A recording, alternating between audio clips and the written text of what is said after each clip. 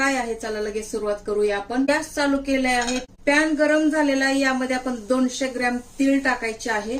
Medium heat वरती आपण हे छान 2-3 मिनिटांसाठी भाजून घेऊया, कलर चेंज होईपर्यंत. आपले तीळ छान भाजले गेलेले आहे. हे बघा लगेच कळतं आपल्याला तीळ भाजले का नाही ते. आपण आता यामध्ये काढून घेऊया. यामध्ये आपण साधारण एखादा चमचा तूप टाकूया.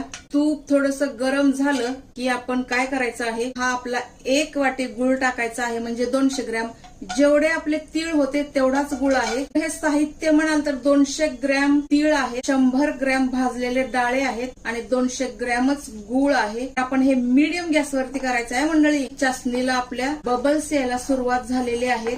चासणी आपली रेडी झाली का आहे चला आपण आता बघूया. यासाठी आपण थोडस यामध्ये सिरप टाकूया किंवा चासणी टाकूया आणि हाताने चेक करूया. गुळ जर यामध्ये विरघळला तर आपण समजायचं की आपली चासणी कच्ची आहे. जर समजायचा असं बॉल बनला तर हे समजूया की आपली चासणी परफेक्ट आहे. आता गॅस बंद करून आपण काय करूया, हे आपले 200 ग्रॅम तीळ आहेत मंडळी आणि हे आहे कॉम्प्लिमेंटरी भाजलेले डाळे, जसे की वेलची, जायफळ वगैरे काहीही टाकू नका.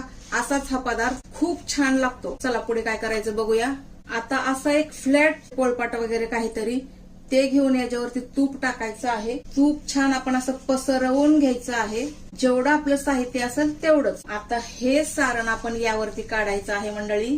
आता हे सारण आपण छान पसरवून घ्यायचं आहे. गरम आहे तर हे चिकटत पण असतं. आपण काय करूया, जरा थोडासा पातळ अशी लेहर करूया. असं गोल गोल फिरवलं पण हे सरफेस चांगलं पाहिजे खालचं. आता एक असं लाटणं घेऊन याला छान तूप लावायचं आहे. आता जेवढं तूप लावलेलं आहे मंडळी ते असं छान लाटण्यानं लाटून घ्यायचं आहे. चला मंडळी, हाताला सहन होईल एवढं थंड झालेलं आहे. तुमच्याकडे असं कटर असेल तर गोल फिरवा, यामुळे काय होईल सेफ छान येईल. तुम्ही करू शकता. हे बघा किती छान दिसतं हे. तर असं तुम्ही करू शकता. थंड झाल्यानंतर पटपट निघून जातं हे बघा मंडळी. आपण आता हे सर्व साईडचं काढून आपण हे आरामात असं काढू शकतो.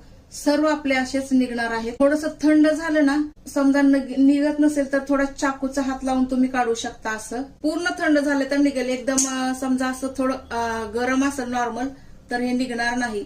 पूर्ण थंड झालं तर हे असं निघेल. आपण आता हे सर्व काढून घेऊया मंडळी. दिसायला किती सुंदर दिसतंय. संक्रांतीला एक बायका घरी आल्या ना तर असं एक देऊन टाकायचं. लाडू करण्याची आवश्यकता नाही. हा पदार्थ तुम्ही मैत्रिणीला देऊ शकता.